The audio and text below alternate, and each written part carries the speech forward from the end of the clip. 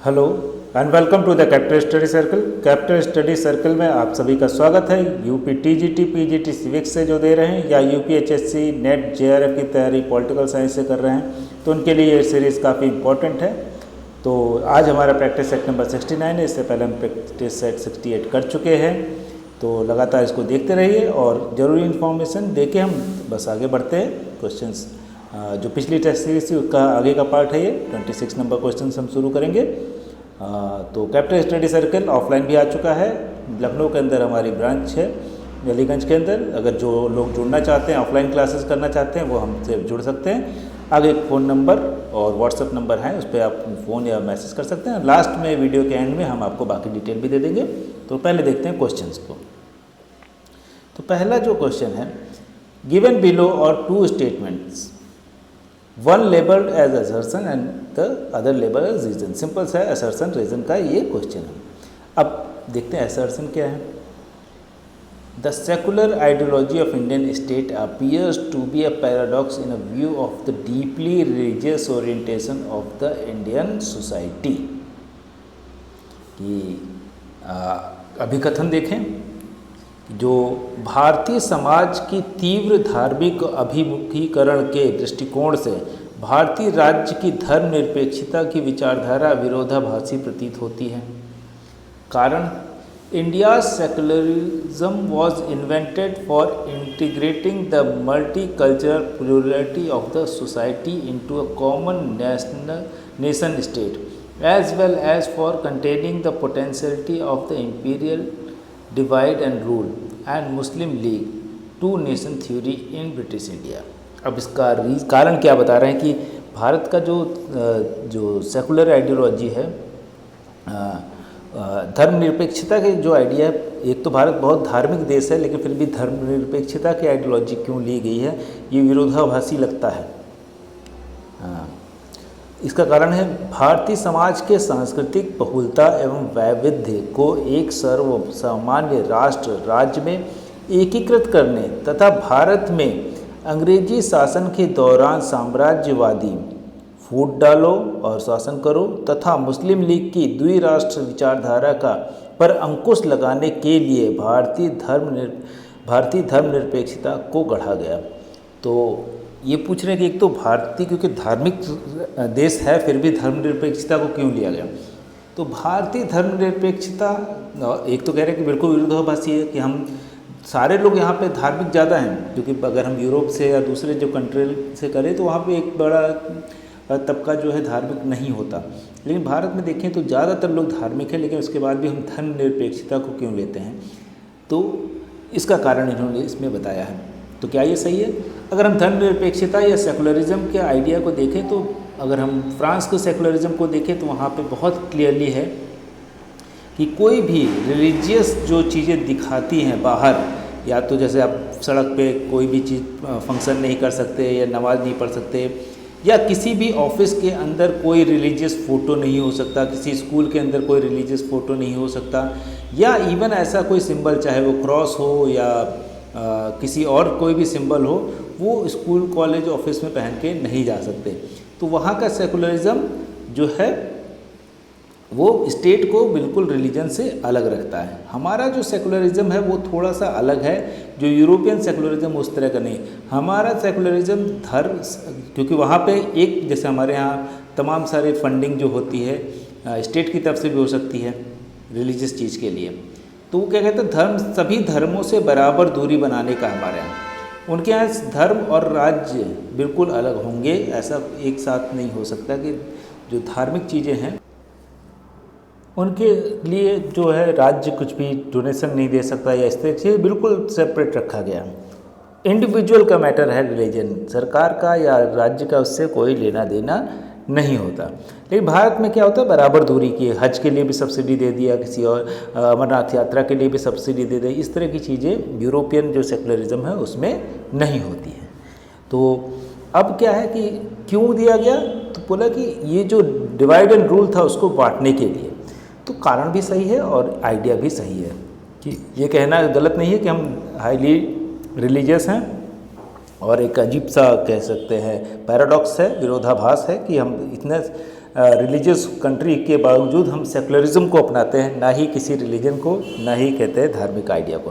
तो बात तो सही है, इसका सही आंसर क्या होगा? ए एंड आर दोनों सही हैं तथा आर सही स्पष्टीकरण है, या A and R are true and R is the correct explanation of A. आगे बढ़ जाते हैं 26 के बाद 27 देख लेते हैं अगला क्वेश्चन। अगला क्वेश्चन जो है, Dharamshala model of Indian capitalism was propounded by, ये जो है किसने किया? धर्मशाला मॉडल ऑफ इंडियन, भारतीय पूंजीवाद के धर्मशाला मॉडल को का प्रवर्तन किसने किया? तो दांडेकर तथा रथ ने, अर्जुन सेन गुप्ता ने, राजकृष्ण ने, अमर्त्य सेन ने। जो यहीं से एक और क्वेश्चन बनेगा कि धर्मशाला का दांडेकर, रथ, अर्जुन सेन गुप्ता, राजकृष्ण और अमर्त्य सेन। तो सही आंसर है कि राजकृष्ण की धर्मशाला मॉडल। इंडियन कैपिटलिज्म जो है वो बाहर के कैपिटलिज्म की तरह नहीं है। यहाँ पे एक अलग तरह का कैपिटलिज्म है जिसमें हम देखेंगे तमाम सारी जो अच्छाइयाँ हैं और बुराइयाँ भी हैं कि वो सोसाइटी के प्रॉफिट के अलावा भी चीज़ें करती हैं।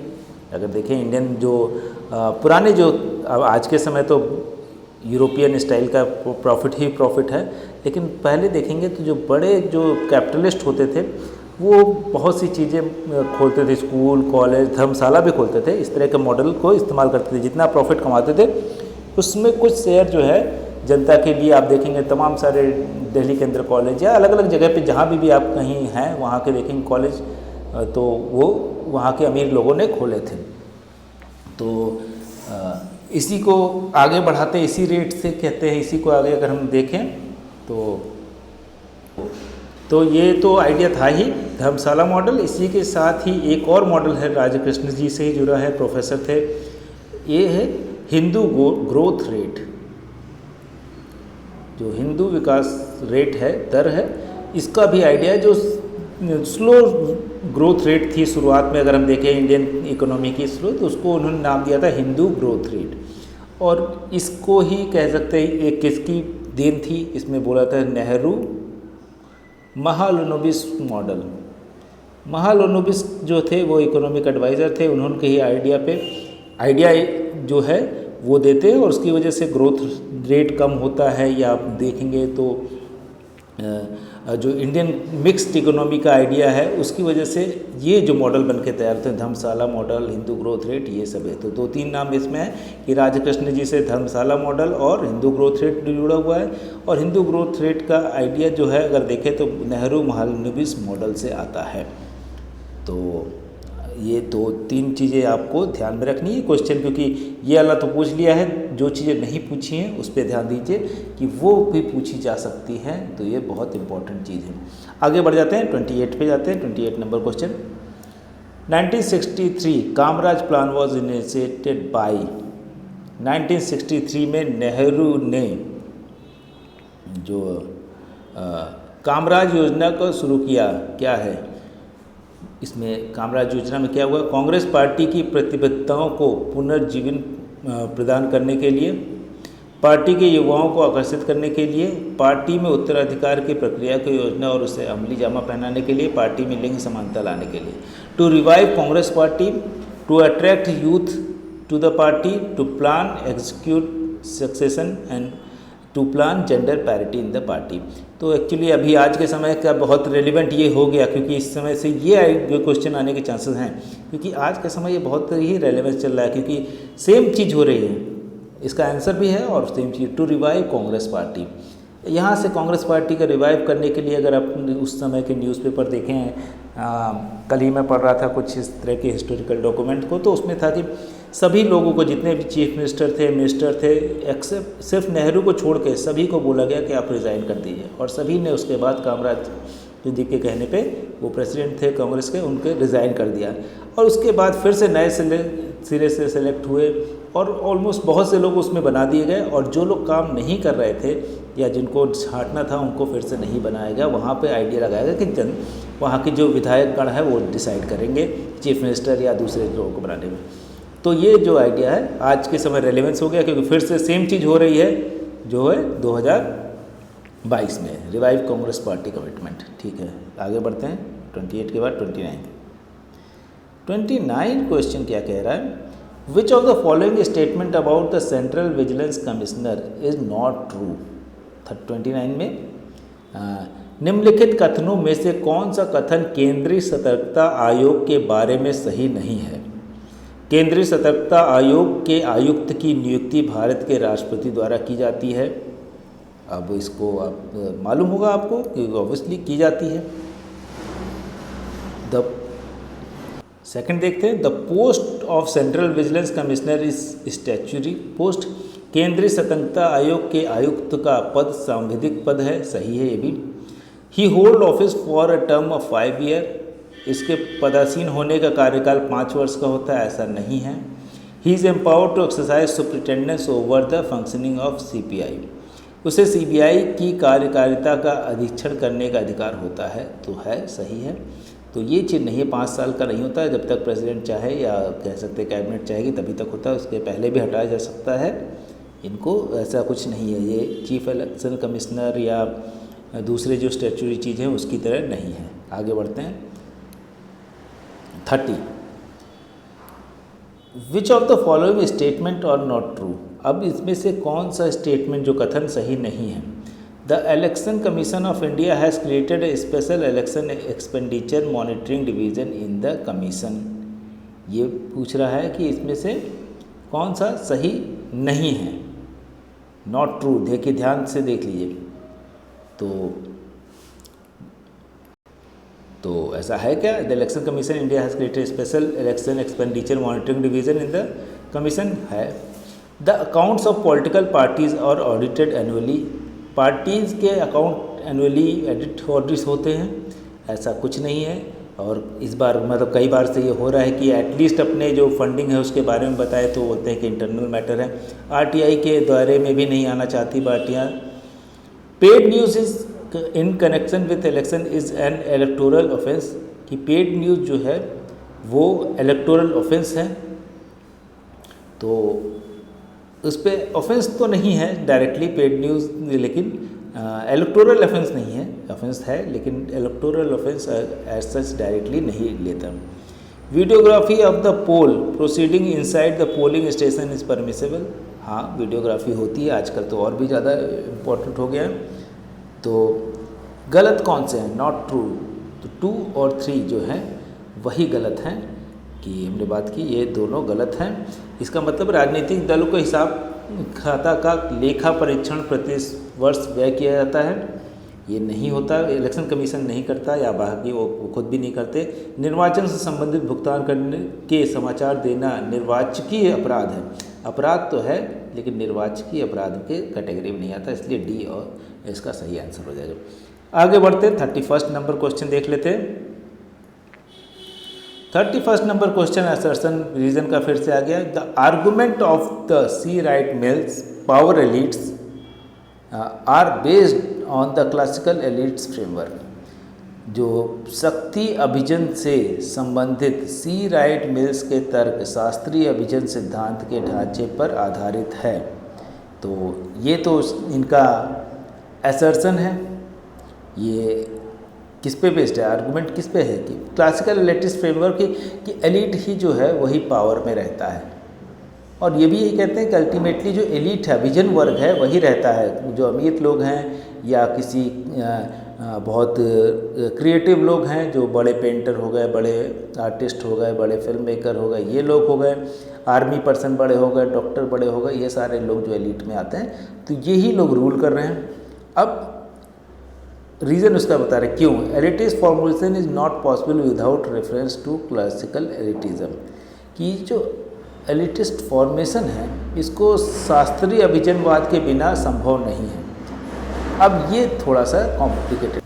तो आज के समय अगर हम मॉडर्न समय में देखें तो एलिट थ्योरी को अलग अलग लोग विदाउट क्लासिकल थ्योरी, जहाँ पे माना जाता था कि ज़रूरी है, ये ज़रूरी तो नहीं मानते हैं, तो इसका बिना भी एक्सप्लेन किया जाता है। तो इसका सही आंसर क्या होगा, ए तो सही है लेकिन आर गलत है, तो ये सही आंसर होगा सी। आगे बढ़ जाते हैं 31 के बाद 32 में चले जाते हैं। The theory of prismatic society is based on, ये मैंने आपको बताया भी था कि प्रिज्मेटिक सोसाइटी से रिलेटेड हमने बोला था क्वेश्चन आएगा, उसको एक्सप्लेन भी किया था। मैच द फॉलोइंग में था, उसमें सिर्फ प्रिज्मेटिक मॉडल दिया हुआ था और वहाँ से हमने पूछा था कि आपको क्या है प्रिज्मेटिक मॉडल। तो प्रिज्म हम सभी जानते हैं, जो ऐसा होता है कांच का टुकड़ा जिसमें से लाइट इधर से जाती है इधर से निकलती है तो डिस्ट्रैक्ट हो जाती है, अलग अलग जो रंग होते हैं विबजी और जिसको कहते हैं उसमें निकल आती है। सेम मॉडल को सोसाइटी पे और इससे डिसाइड कर रहे हैं कि ये कैसे सोसाइटी होगी। रिक्स, फ्रेडरिक रिक्स जो हैं वो क्या कहते हैं, ये किसका आइडिया है? पहले तो प्रिज्मेटिक सोसाइटी का आइडिया किसका है? रिक्स का। ये याद रखिएगा, ये क्वेश्चन हो सकता है। इसके अलावा जो प्रिज्मेटिक सोसाइटी है क्या, ये इस तरह का प्रिज्म है, बताइए ये एग्रेरियन सोसाइटी है या कृषि पे आधारित, ये डेवलपिंग सोसाइटी है प्रिज्म जो है, और ये जो है जहाँ सब कुछ क्लियर है वो क्या है? डेवलप सोसाइटी है। हमने आपको एग्जाम्पल भी आपको बताए थे, पहले इसको देख लेते हैं, एग्जाम्पल फिर से मैं बता सकता हूँ। Historical studies of public administration in different societies, कि जो प्रिज्मेटिक सोसाइटी है किस पे? Historical studies of public administration in different society. तो ऑब्वियसली हिस्टोरिकल की अलग अलग इतिहास में किस तरह का पब्लिक एडमिनिस्ट्रेशन है इसको देखता है। तो यहाँ पर पूछ रहा है कि हाँ बेस्ड ऑन, किस चीज़ पे बेस्ड है? हिस्टोरिकल तो नहीं, प्रेजेंट पे है। Study of public service in developed and developing countries की विकसित और विकासशील देशों के लोक सेवाओं का अध्ययन है। तो है विकसित, विकासशील, और साथ ही साथ एक और अगर जोड़ देते हैं कि जो कृषि आधारित है, पिछड़े हुए देश उनका भी है। Institutional comparison of public administration in developed countries, विकसित देशों के लोक प्रशासन की संस्थानिक तुलना विकसित, विकासशील और गरीब देशों तीनों की है। Structural function analysis of public administration in developing countries, तो यूजुअली किसके लिए है? ये डेवलपिंग कंट्री के लिए। प्रिज्म क्या है? Developing country. तो अगर हम देखें तो सबसे सटीक आंसर क्या होगा कि डेवलपिंग कंट्री में क्या होता है? ब्लर होती है, थोड़ा बहुत तो अलग होता है, डिपार्टमेंट अलग अलग बनाए जाते हैं पब्लिक एडमिनिस्ट्रेशन के लिए, लेकिन बहुत क्लैरिटी नहीं होती। एग्रीकल्चरल सोसाइटी में तो बिल्कुल ब्लर होती है, कौन क्या काम करेगा किसी को नहीं मालूम, सब एक ही आदमी कर देगा। डेवलप कंट्री में तो सही आंसर क्या हो जाएगा? Structural function analysis of public administration in developing society countries, D इसका सही आंसर हो गया। 32 के बाद 33 देख लेते हैं। 33 नंबर 33 नंबर क्वेश्चन क्या कह रहा है? Job loading means. अब ये क्वेश्चन पूछ रहा है कि जॉब लोडिंग का अर्थ क्या है? Deliberate upgrading of responsibility, scope and challenge, उत्तरदायित्व, कार्यक्षेत्र तथा चुनौतियों को जानबूझकर सोच समझकर बढ़ाना, कि जॉब का लोड देना, सही लग रहा है। किसी कर्मचारी को एक कार्य से हटाकर दूसरे कार्य पर लगाना, ये तो लोड क्या बढ़ाना है, तो हटा दिया। कार्य का आधिकारिक रुचिपूर्ण बनाना, ये भी लोड बढ़ाना नहीं होगा, उपयोग सभी गलत है, ये इसका सही हो जाएगा। Deliberate upgrading of responsibility, scope and challenges की, उससे होता है कि जॉब का लोड बढ़ा दिया गया, तो ये सही है। आगे बढ़ते हैं 33 के बाद 34 देख लेते हैं। 34 नंबर क्वेश्चन क्या कह रहा है? Negative motivation is based on. 34 का आइडिया कि निगेटिव मोटिवेशन कैसे दिया जाता है? एंजाइटी, थ्रेट, मनी, फियर, कि अगर निगेटिव मोटिवेशन आपको कैसे मिलेगा? ऑल्दो सारी चीज़ों से हो सकता है, लेकिन जो सबसे सटीक आंसर होगा वो क्या है कि भय से। अगर आप किसी काम को करने से डर रहे हैं तो ये निगेटिव मोटिवेशन है, फियर है अगर आपके अंदर। तो एंजाइटी है तो कोई जरूरी नहीं है कि आप चीज़ों को लेके निगेटिव नहीं है, वो पॉजिटिव हो सकते, डर गए हों कि काम करना है, ये करना है। थ्रेट, कोई ज़बरदस्ती थ्रेट दे तो उससे निगेटिव आपका मोटिवेशन नहीं होगा, लेकिन आप उस चीज़ को लेके डरे हुए हों तो फिर वो भय जो है वो नेगेटिव मोटिवेशन की तरफ ले जाती है। आगे बढ़ जाते हैं, 35 नंबर देख लेते हैं। 35 नंबर क्वेश्चन क्या कह रहा है? Simon was positively influenced by the idea of. जो निम्नलिखित में से किसके विचारों से साइमन जो हैं सकारात्मक रूप से प्रभावित थे? तो एल डी वाइट, टेरी, बर्नार्ड, हेनरी फ्योल। तो हेनरी जो साइमन थे वो किसके आइडिया से, एल डी वाइट, टेरी, बर्नार्ड, हेनरी फ्योल किसके आइडिया से ज़्यादा सकारात्मक पॉजिटिवली थे। तो क्योंकि इन लोगों के जो आइडिया हैं एल डी वाइट और हेनरी फ्योल इनके तो क्रिटिसाइज करते हैं, तो इनसे अगर बहुत ज़्यादा प्रभावित होते तो नहीं रहते। तो प्रभावित किससे थे, बर्नार्ड से। चेस्टर बर्नार्ड जो है इनके आइडिया से ये बहुत प्रभावित थे, हर्बर्ट साइमन। आगे बढ़ते हैं 35 के ना 36 देख लेते हैं। असर्शन रीज़न फिर से आ गया, कारण अभिकथन। Classic theory of organisation is based on formal principle. 36 का है कि क्लासिक जो थ्योरी है वो संगठन के शास्त्रीय सिद्धांत के औपचारिक सिद्धांत पर आधारित है। बिल्कुल शास्त्रीय जो है सिद्धांत औपचारिक सिद्धांत पर आधारित है, क्योंकि हमने देखा है कि शुरुआत में जो हुआ पब्लिक एडमिनिस्ट्रेशन जब शुरू हुआ था, जो लोक प्रशासन, तो सांस्कृतिक रूप से जो औपचारिक चीज़ें होती थी उसी के बेस था। सही है। शास्त्रीय सिद्धांत शास्त्र में व्यवहार परक विश्लेषण का अभाव था। तो ये तो है कि ये शास्त्री जो शुरुआत में आया व्यवहार परक नहीं था, क्योंकि उन्होंने बोला कि पोस्ट कॉर्प है कहीं भी लगा दो सब काम करेगा। पोस्ट कॉर्प जो है वो काम तो करेगा, लेकिन दिक्कत है कि आप मान लीजिए कोई मैनेजर है, वो उसको सारी चीज़ें प्लानिंग करने आती है, सब कुछ करना आता है, लेकिन अब उसको उठा के आप जहाँ पे वो काम कर रहा था, दिल्ली में था, उसको कहीं आपने भेज दिया तेलंगाना में, तो अब उसका वहाँ पे अगर मन नहीं लग रहा है तो वो सारी प्लानिंग और सारी चीज़ें खराब हो जाएंगी। तो ह्यूमन अप्रोच जो नहीं था उसका, बोले कि ये तो आदमी को मशीन की तरह है, इसीलिए मैकेनिस्टिक भी बोला ना कि ये तो मैकेनिस्टिक है, कि आप सोच रहे हैं कि प्लानिंग कर लीजिए, ऑर्गेनाइजिंग कर लेंगे, स्टाफिंग तो कर ली, लेकिन स्टाफिंग हमने की यहाँ के लिए और भेज दिया कहीं और, तो वो उस तरह से काम नहीं कर पाएगा। तो ये कह रहे हैं कि आइडिया तो दोनों सही है, लेकिन ये इसका एक्सप्लेन नहीं कर रहा कि औपचारिक सिद्धांत पे आधारित है, इसलिए व्यवहार परक नहीं था। तो इसका सही आंसर क्या होगा, बी। 36 का बी, क्योंकि दोनों सही हैं, ट्रू हैं, लेकिन सही एक्सप्लेनेशन नहीं दे रहा। आगे बढ़ते 36 के बाद 37। What is the methodology proposed by Herbert Simon. अभी हमने बात की हर्बर्ट साइमन की, और फिर से आ गए हर्बर्ट जो है साइमन, वो क्या कहते हैं, हर्बर्ट साइमन द्वारा प्रस्तावित प्रविधि कौन सी है। उनका आइडिया मेथोडोलॉजी कैसे है किसी भी चीज़ के सही गलत को निकालने के लिए। Bounded rationality, logical positivism, decision making, satisfying, परिसीमित विवेकशीलता, तार्किक प्रत्यक्षवाद, निर्णयन, संतुष्टिकरण। तो बाउंडेड रेशनैलिटी जो है, तो अगर हम देखें तो बाउंडेड रेशनैलिटी भी हर्बर्ट साइमन का ही आइडिया है, लेकिन ये इनका जो मैथोडोलॉजी नहीं है बाउंडेड रेशनैलिटी। बाउंडेड रेशनैलिटी तक पहुंचने की जो मैथोडोलॉजी है वो क्या है, लॉजिकल पॉजिटिविज्म। लॉजिकल पॉजिटिविज्म का मतलब है साइंटिफिक तरीका होना चाहिए और लॉजिकल होना चाहिए।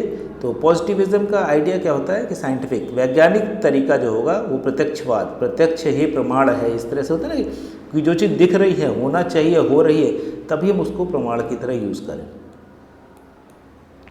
तो लॉजिकल पॉजिटिविज्म इनकी मैथोडोलॉजी थी। बाउंडेड रैशनैलिटी भी इन्हीं का आइडिया है, लेकिन ये मैथोडोलॉजी नहीं है। आगे बढ़ते हैं 37 के बाद 38 में क्या कहा जा रहा है, who among the following thinker reject the principle of administration as a myth and proverb. अब ये पूछा गया है कि कौन है, निम्नलिखित में से किस विचारक ने मिथकों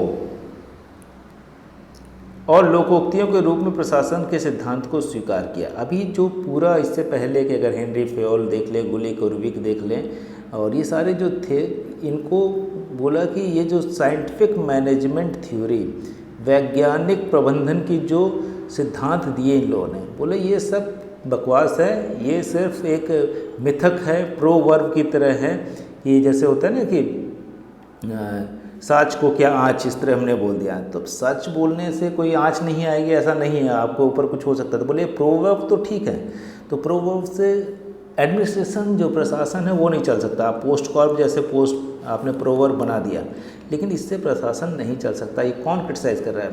तो अभी हमने बात की कि किसका आइडिया है लॉजिकल पॉजिटिविज्म का, कि वैज्ञानिक तरीके से सोचिए ना, तो ये हर्बर्ट साइमन इसका सही आंसर हो जाएंगे, हर्बर्ट साइमन। तो आगे बढ़ते हैं, 38 के बाद 39 देख लेते हैं। 39 क्वेश्चन क्या कह रहा है? The concept of zone of indifference is associated with. Zone of indifference किससे है? ये जोन ऑफ इंडिफरेंस का मतलब जहाँ पे आपको कोई फ़र्क न पड़े कि संकल्पना का संबंध किससे है? पावर से, पावर से डिसीजन मेकिंग अथॉरिटी, शक्ति निर्णयन सत्ता नेतृत्व। तो अथॉरिटी यहाँ पे सही डिसीजन होगा। क्यों? अथॉरिटी के साथ होता है जोन ऑफ इंडिफरेंट, मतलब आपको फ़र्क नहीं पड़ता कि सामने वाला कौन है। अलग अलग चीज़ें जैसे हमने देखा कि अथॉरिटी का मतलब क्या होता है? लीगल रैशनल अथॉरिटी जहाँ पे मिले। अब कोई भी अगर आपके पास कोई कर्मचारी है, मान लीजिए कोई नेता है, नेतृत्व करेगा, तो वो क्या करेगा? वो अलग अलग लोगों से अलग अलग वादे कर सकता है, अलग अलग चीज़ें डील कर सकता है कि हाँ ठीक है आपको, या पावर जिसके पास है वो तो किसी के साथ नहीं जाएगा। सत्ता जिसके पास है, वो अथॉरिटी जिसके पास है, जिसको हम अथॉरिटी कहेंगे, सत्ता तो थोड़ा सा कि लीगल सत्ता जिसके पास है, उसके लिए सभी लोग बराबर होंगे। उसका इंडिफरेंट होगा कि सामने वाला, मान लीजिए कोई पॉलिसी आई कि 18 साल से ऊपर के लोगों को हम ये देंगे, तो उससे फ़र्क नहीं पड़ता कि वो उसके घर के व्यक्ति हो तो भी वो अगर 17 साल का है तो उसको नहीं देगा, या 50 साल तक की उम्र को मिलना है तो भी नहीं देगा। तो अथॉरिटी का काम होता है इंडिफरेंट होना, कि उससे फ़र्क नहीं पड़ता कि सामने वाला क्या है। 39 के बाद 40। Name the scholar who analyse the leadership as a circular response. निम्नलिखित में से किस विद्वान ने नेतृत्व को सर्कुलर रिस्पॉन्स के रूप में विश्लेषित किया है? Circular response Taylor, Millet, MP Follett and C.I. Barnard. Taylor, Millet, MP Follett, C.I. Barnard किसने किया?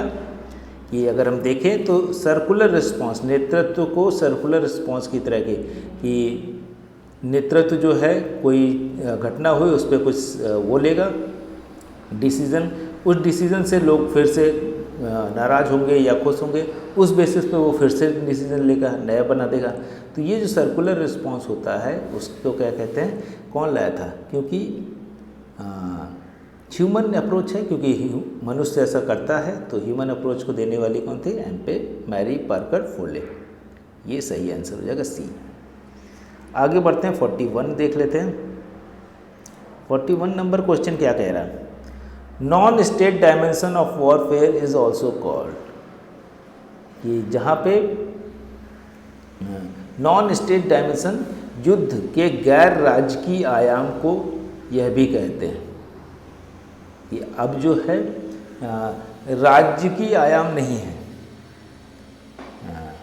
Non state dimension of warfare is also called, कि अलग तरीके से भी वॉर हो रहे हैं जहाँ पे डायरेक्टली स्टेट के लेवल पे नहीं लड़ रहे हैं। तो वो क्या है?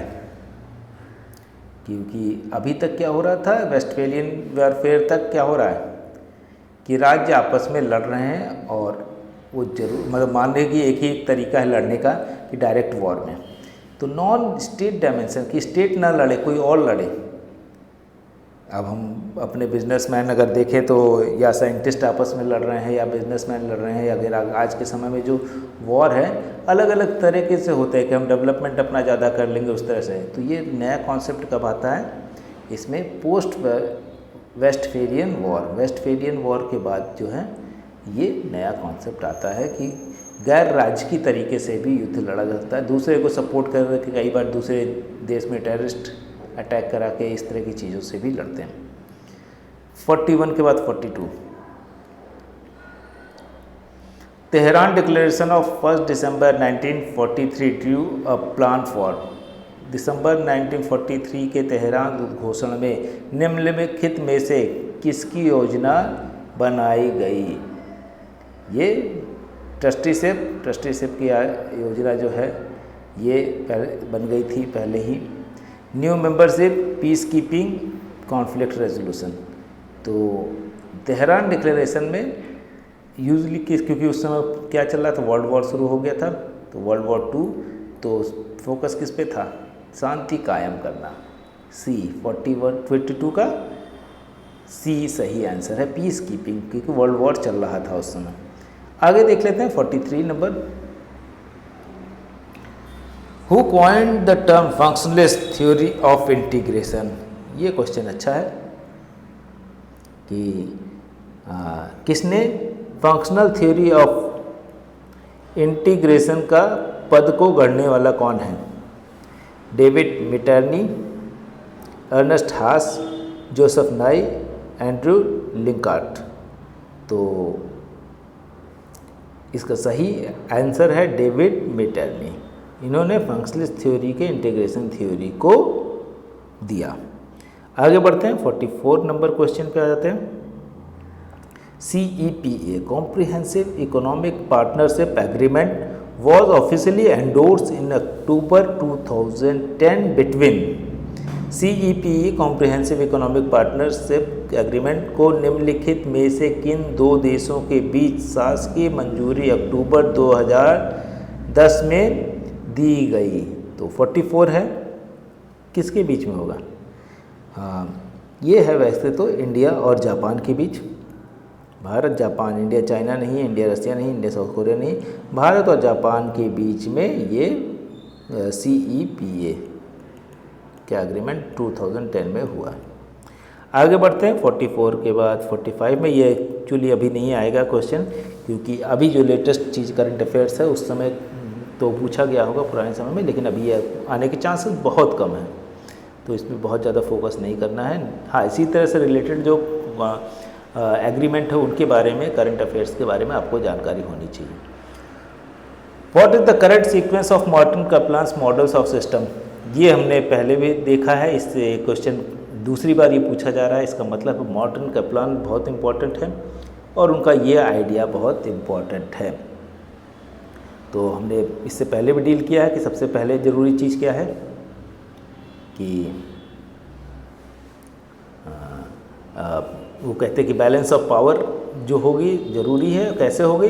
पहले सिस्टम क्या होगा? लूज बाईपोलर सिस्टम होगा, फिर टाइट बाईपोलर सिस्टम और यूनिवर्सल इंटरनेशनल सिस्टम, जिसको वीटो सिस्टम भी कहते हैं, कि एक ही आइडियोलॉजी बचेगी, एक ही पॉलिटिक्स बचेगी। तो ये सीक्वेंस में ही लगा हुआ है। अगर हम देखें 45 का डी हो जाएगा सही, यहाँ पर डी गायब हो गया, ठीक है, डी इसका सही आंसर है। आगे बढ़ते हैं 45 के बाद 46 पे पहुँचते हैं। Who wrote the book stable peace? 46 का कौन है? अगर स्टेबल पीस नाम की पुस्तक लेखक का नाम बताइए। John Galtung, Gunnar Myrdal, Kenneth Boulding, Peter वॉस्टिन। तो ये थोड़ा सा इंटरनेशनल रिलेशन की चीज़ है और काफ़ी कठिन क्वेश्चन है, क्योंकि पीस से रिलेटेड जॉन गल्टोंग का नाम सबसे ज़्यादा आता है, लेकिन इनकी बुक ये नहीं है। केनेथ बोल्डिंग इसका सही आंसर है। ये आपको थोड़ा याद ही रखना पड़ेगा, इसका तो कोई तरीका नहीं है। 46 के बाद 47 देख लेते हैं। 47 number question, security council resolution number 1441 of November 2002 deals with. तो किससे डील करता है? UN involvement in Somalia, enforce the no fly zone in Bosnia, sanction intervention at the end of Gulf war to protect goods in north Iraq, resolution और Iraq which threaten serious consequence if Saddam Hussein fail to reveal his weapon. ये पुराना question है, इसको ज़्यादा जरूरत नहीं है, लेकिन इसका सही आंसर जो है चौथा है इराक पर प्रस्ताव, जिसमें यह कहा गया कि यदि सद्दाम हुसैन UN निरीक्षक दल को अपने जन संहारक हथियार का ब्यौरा नहीं देते तो गंभीर परिणाम भुगतने होंगे। ये उस समय का न्यूज़ में काफ़ी डिटेल में था, लेकिन आज के समय इसका रेलेवेंस नहीं रह गया है, तो उसको हटा देते हैं क्वेश्चन को। 47 के बाद 48 है। Who enunciated international society theory as a combination of 3 social thoughts? क्या? Realism, rationalism and revolutionism. 3 विचारधाराओं यथार्थवाद, तर्क बुद्धिवाद और क्रांतिवाद के संयोजन के रूप में अंतर्राष्ट्रीय समाज सिद्धांत का प्रवर्तन किसने किया? तो इसका सही आंसर क्या हो जाएगा? मार्टिन वाइट है, केनेथ वॉल्ज है, हैडल बुल है, रेमंड अरॉन है। तो हम अलग अलग, केनेथ वॉल्ज न्यू रियलिज्म के संस्थापक हैं, तो इसमें सही आंसर अगर देखें तो मार्टिन वाइट है, ए। आगे बढ़ते हैं, 48 के बाद 49 देख लेते हैं। 49 नंबर क्वेश्चन क्या कह रहा है? The decision of the Security Council are binding and must only be passed by the majority of 9 out of 15 members as well as each of the 5 permanent member. तो कह रहा है कि सुरक्षा परिषद जो है के निर्णय बाध्यकारी होते हैं। ये बहुत अच्छा क्वेश्चन है। और इन्हें 15 में से 9 सदस्यों के बहुमत, ये जरूरी है, 15 में से टोटल कितने हो गए, 15 में से बहुमत, और साथ ही 5 स्थायी सदस्यों में से प्रत्येक के द्वारा पारित करना पड़ता है। 5 जो स्थायी सदस्य हैं उसमें से तो सभी को, एक भी ने वीटो लगा दिया तो गलत हो खाया था। उसके बाद 15 में से 9 की मेजॉरिटी होनी चाहिए, तब वो कोई भी एक्शन ले सकते हैं सिक्योरिटी काउंसिल। अब कह रहे हैं these 5 permanent members have veto power over all security council decision. अभी हमने बताई दिया 5 से, तो बिल्कुल सही है, दोनों सही है, क्योंकि 15 में से 9 होने चाहिए और 5 से पारित होना चाहिए, क्योंकि 5 के पास, क्योंकि जैसे जोड़ा हमने, कारण ये है क्योंकि 5 के पास तो वीटो पावर है, उसमें से एक ने भी कुछ मना कर दिया तो गलत हो जाएगा। तो ए सही है इसका सही आंसर। 49 के बाद लास्ट क्वेश्चन है, इसके बाद हम एक क्विक रिवीजन करेंगे जिससे हम आगे बढ़ पाए। ठीक है, तो which of the following are part of Morgenthau's realistic principle. निम्नलिखित में से कौन कौन से सिद्धांत मॉर्गनथाउ द्वारा प्रतिपादित यथार्थवादी सिद्धांत के अंतर्गत आते हैं? कौन नहीं आते ये नहीं पूछा, आते हैं। तो politics is rooted in the permanent and unchanging human nature.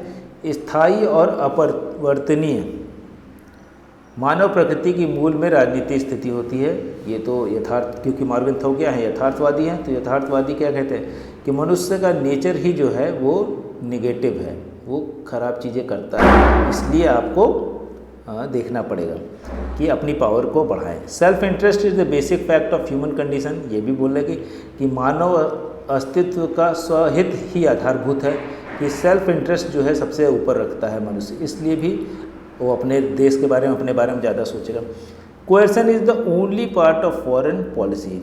Foreign policy जो विदेश नीति है उसमें सिर्फ बल प्रयोग के द्वारा ही विदेश नीति की जा सकती है। तो साफ साफ लग रहा है कि ये नहीं हो सकता ना। बल प्रयोग के अलावा भी सांस्कृतिक चीज़ें हैं, बोलचाल या डिप्लोमेसी है, ये सब भी तो हैं। National interest define the terms of power, कि राष्ट्रीय हित को शक्ति के रूप में परिभाषित किया जाता है। यथार्थवादी करते हैं इसको कि राष्ट्र हित, जिसमें आपकी शक्ति, राष्ट्र की शक्ति बढ़ रही है वो राष्ट्र हित में है, अगर आपकी राष्ट्र की शक्ति घट रही तो वो राष्ट्र हित में नहीं है। बेसिक आइडिया ये तो सही है। तो देखिए थर्ड को छोड़ के सभी सही है, तो 1 2 4 ये सही है, हाँ बी सही है इसका। तो यहाँ पे आज का टेस्ट सीरीज़ ख़त्म होता है और हम नेक्स्ट जो टेक्स्ट सीरीज़ है, इससे पहले कि हम पुरानी चीज़ों को थोड़ा सा रिवाइज कर लेते हैं, ताकि हमको पिछली जो चीज़ें पढ़ी हैं वो भूले ना। और भूलने तो एरिस्टोटल के बारे में पूछा गया था, मीन क्लास क्या है, मध्यम क्लास क्या है, तो मिडिल क्लास के बारे में पूछा था। मैकियावेली किसको मानते हैं दोषी, who is responsible for the degradation of Italy, तो चर्च को। फैमिली थीसिस है, बुर्जुआ सोसाइटी थीसिस है, स्टेट जो है वो थीसिस है। इस तरह के idea, real is rational, rational is real किससे रिलेटेड है। कॉन्ट्रडिक्शंस आर नॉट ऑब्स्टिकल, जो है विरोधी नहीं है, जो कॉन्ट्रडिक्शन है वो, इस तरह की बातें कौन करता है, तो हेगल का आइडिया था। इसके अलावा जो है पिग फिलॉसफी जो है वो, इसकी बात कौन करता है, तो थॉमस कैरल करते हैं। इसके अलावा हमने बात की थी कि जॉन रॉल्स का जो आइडिया था कि कौन कौन सी बुक है उनकी, the theory of justice, political liberalism, law of peoples, ये सारी उनकी बुक है।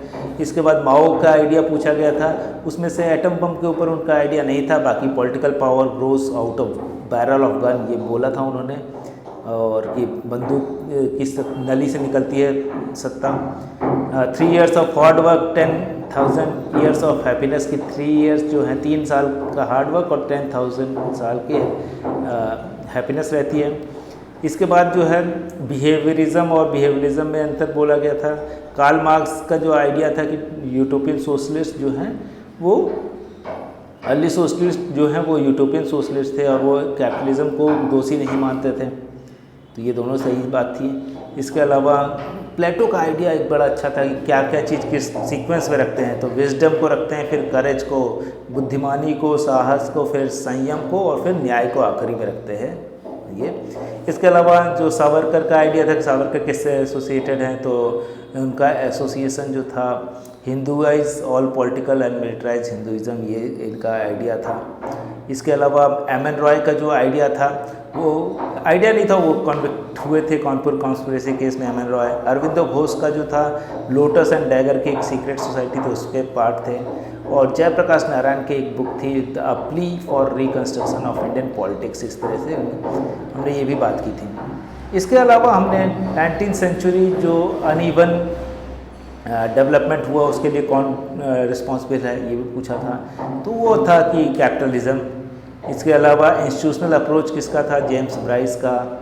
पॉलिटिकल डेवलपमेंट लीनियर नहीं है कौन कहता है, हैंस मॉर्गनथाउ। इसके अलावा ड्यूएच का था कम्युनिकेशन थ्योरी, सील्स का बिहेवियरिज्म, लुसियन पाई पब्लिक डेवलपमेंट। और इसके अलावा जो क्लासिकल थ्योरी है उस एडमिनिस्ट्रेशन को उसको मैकेनिस्टिक थ्योरी कौन कहता है, तो ह्यूमन अप्रोच वाले कहते हैं। पेरेटो का स्पेकुलेटर्स और रेंटियर्स का जो आइडिया वो किससे सिमिलर है, मार्क्स के आइडिया के, क्लास के, बुर्जुआ और प्रोलेटारिएट क्लास से। इसके बाद है difference between the order and disorder में जो है वो उसको पूछा था, हटिंगटन का आइडिया था। अवार्डी कॉन्फ्रेंस थी कांग्रेस की, उसमें सोशलिस्ट पैटर्न को अडॉप्ट करने का था, ये भी था 1956 में। नेक्सस बिटवीन पॉलिटिकल साइंस, जो पॉलिटिशियन, क्रिमिनल्स एंड ब्यूरोक्रेट्स के बीच नेक्सन है, उसको बोहरा कमेटी जो थी, एन.एन. बोहरा, उनकी कमेटी की रिपोर्ट थी। पार्थ चटर्जी जो है वो क्या कहते हैं कि जो मॉडर्न आइडिया है मॉडर्निटी और डेमोक्रेसी के जो कॉन्ट्रडिक्टरी। फाइनेंशियल इमरजेंसी के बारे में पूछा गया था कि किस आर्टिकल में है और कैसे इम्प्लीमेंट हो सकती है, उसका जो आंसर था आज के समय पूरे इंडिया में हो सकती है, पहले नहीं होता, जम्मू कश्मीर को छोड़ना होता था। अब 370 एबॉलिश हो चुकी है, तो 300 और आर्टिकल 360 के अकॉर्डिंग फाइनेंशियल इमरजेंसी लगाई जा सकती है भारत में। तो यहाँ पे अपनी बात ख़त्म करते हैं। Thank you very much for listening. अगर आपको ये पसंद आया हो वीडियो तो आप इसको लाइक कर सकते हैं, शेयर कर सकते हैं और चैनल को सब्सक्राइब कर लेंगे तो लगातार आपको नोटिफिकेशन मिलता रहेगा। और आप अगर हमारी ऑफलाइन क्लास ज्वाइन करना चाहते हैं या रिसर्च में जाना चाहते हैं तो हमें ज़रूर कांटेक्ट कीजिए। फ़ोन नंबर हमारा 6001203135, व्हाट्सएप है 6019399975 और वेबसाइट है हमारी www.capitalstudycircle.com। Facebook, Instagram, Telegram capital study circle के नाम से, ईमेल thecapitalstudy20@gmail.com। तो thank you very much for listening. कल फिर मिलते हैं एक नए टेस्ट सीरीज़ के साथ। Thank you.